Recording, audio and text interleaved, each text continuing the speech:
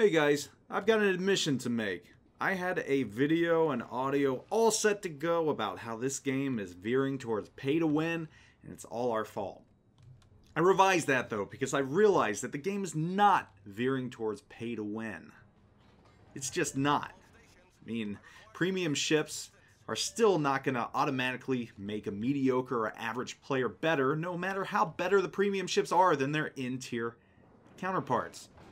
Maybe this game is veering towards pay to be more gooder. I don't know. It's horrible grammar right there. But at any rate, I will tell you right now that there is extreme power creep in this game.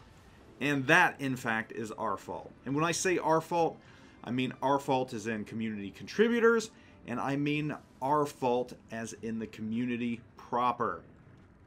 I know I'm laying a lot of blame on our shoulders right here, but that is the absolute fact. And a lot of that blame goes to Wargaming as well. Guys, Wargaming, I can't leave you out. This is your fault as well. So, let's look at some of the facts right now, starting with premium ships. The notion back in the day was always that premium ships would be no better than their in-tier counterparts. That's at the very beginning of the game. I'm going back to CBT and even past CBT. Do I have any proof of this? No, these are just foggy memories, and my memories are not that of what they used to be. But I think we, the veterans that have played this game for a long time, will recall that that is how they always were meant to be. We've kind of shifted away from that. We've kind of got to the point now where premium ships are slowly becoming better than their in-tier counterparts. Let's look at the Alabama. And this is where the community and the community contributors come into play. Alabama is released to us. We get to test it. We create videos on the Alabama. We show you, the community, that it has a high citadel, that it has squishy sides. You all react to this furiously. I mean, the South Dakota was not meant to be this way. So obviously, Wargaming takes notice, and as a result, they lower the citadel to something that is obviously more historical. But what has that done to the Alabama? In my opinion, and in the opinion of many others, it has made the Alabama a better ship than its in-tier counterpart, the North Carolina. The Alabama, while I will not say it is now overpowered, it is a better ship than its in-tier counterpart. Now, that is not the way premium ships should be. Flash forward to right now, the Duca d'Aosta. We release videos, we give reports that the ship has some amazing attributes, but it also has some bad attributes, and being its wonderful agility and its mediocre, if not poor, guns. Two things that balance each other out. However, we were not content on this.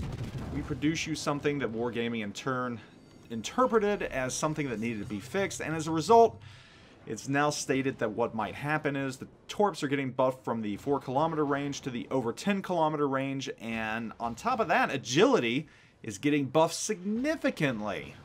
It's now going to have the possibility of having close to 5-second ruddership, which in my opinion is insane.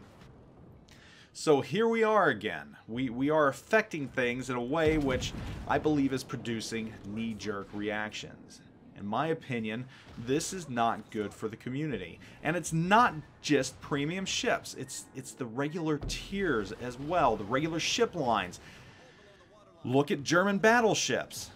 They, while not far superior to the IJN and USN lines, they are in fact superior. It would be folly not to recognize this. An average player can get in a German battleship and outperform both other classes just based upon the armor scheme. So there's power creep right there as well. French cruisers, while they have not been released yet, people are noticing significant flaws with the higher tiers, and in turn they are getting some fairly significant buffs from what we hear. Again, power creep. So, as a community, we are responsible for this. Community contributors are responsible for this. The community is responsible for this. Wargaming is responsible for this. Premium ships. What are our expectations for a premium ship? Do we want them to outclass their in-tier counterparts? Because what's happening right now is when we, the community contributors, present these ships, a lot of us are saying, hey, this is either overpowered or it's underpowered. There is no in the middle anymore. We're holding them up to lofty expectations. So as a community, what are our expectations for these premium ships? Is it no longer cool to have a ship that has great pros and some significant cons and is just kind of balanced? Do we want them all extremely better than their in-tier counterparts? Because personally, I don't want that. I'm fine with a premium ship having flaws. The problem is when we start looking at them in this microcosm as I'm a Super Unicum player or I'm a tournament player. You know, this only fits 5% of the community, if even that. By reviewing ships at our own expectations, we're leaving out 95% of the community.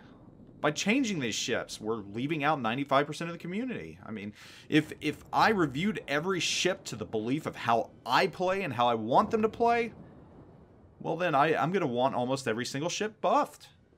No ship is going to perform to my expectations because I am a sometimes Unicum, sometimes sub-Unicum player. So, is it fair for me to say that I want ships to be a certain way because I'm a tournament player or I'm a sub-Unicum player or a Unicum player or an average player? No, it's not. We're getting away from an entire community mindset, and as a result, we're wanting ships to be a certain way when they shouldn't be. Ships, the balance, everything about them is slowly creeping in power right now. And you've seen it over time with the German battleships. So, you know, I said Wargaming has a lot of blame to this, and please, Wargaming, take note. You can't be reacting the way you have been to the community.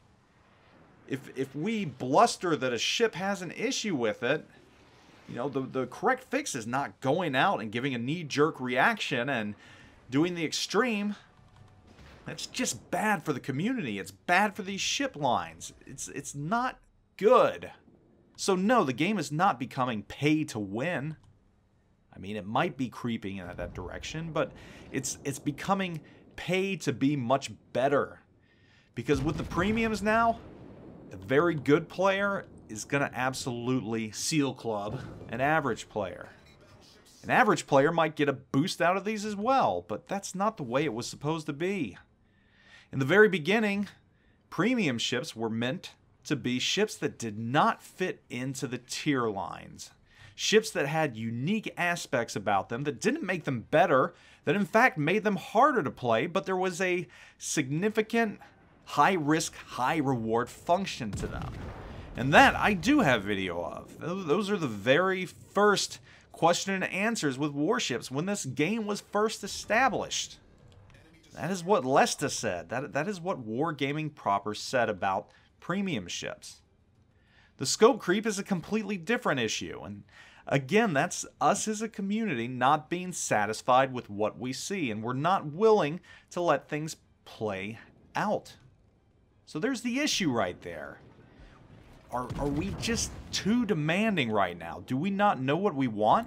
Or do we want everything to just be better and better and better? Because right now, the premium ships that are coming out are significantly better than their in-tier counterparts. And there are very few ships in the straight-up grinding lines that can outperform them, with maybe the exception being a Tier 8 with the Bismarck, which I posit is better than the Tier Pits on account of its secondaries.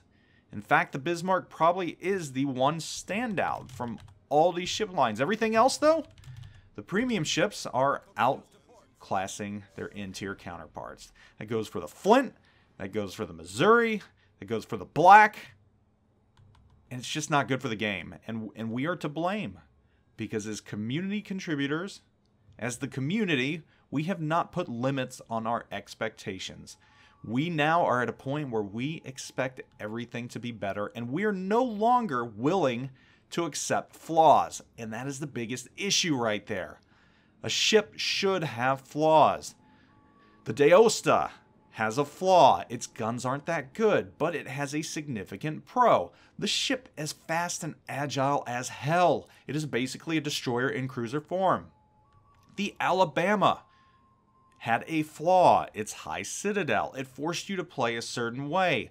But it was also a very good ship in its firepower and its anti-aircraft capabilities. As it was not better than the North Carolina. In my opinion, it was at the same level. But since it was a premium ship, all hell broke loose, and as a result, Wargaming did the knee-jerk reaction and they lowered the Citadel, and now in my opinion the Alabama is better than the North Carolina. There's no longer a reason to grind to the North Carolina when you can just buy the Alabama. So, power creep is definitely happening. Pay to win? Maybe not so much. Pay to be better? Yes. And that is all our fault. And when I say our fault, I say the fault of us, the community contributors. I say the fault of us, the community. And I say it's the fault of Wargaming. Because all three of these things are causing this to happen. So what do we do? Where do we go from here? How do we tamper our expectations? How do we get away from this power creep? That is what I need your help with. What are your opinions? What do you feel? Am I on crack? Am I being silly right now? Or are these significant issues? Are there things Wargaming needs to do? Do they need to stop ignoring us? What should we as community contributors do in our reviews? Do we need to tamper our own expectations based on the community as a whole or our own individual play styles? And what do you all feel as the community? Are you cool with this power creep? Or do you feel that premium ships should be closer to their in-tier counterparts as it was expected when the game first came out? That's what I want to know right now. That's what I want your input on. Let me know. Anyhow, guys, thanks for watching. This is a hot button item. I know that, but I am very interested to see the commentary and the thoughts that this elicits from you all. Anyhow, I am out.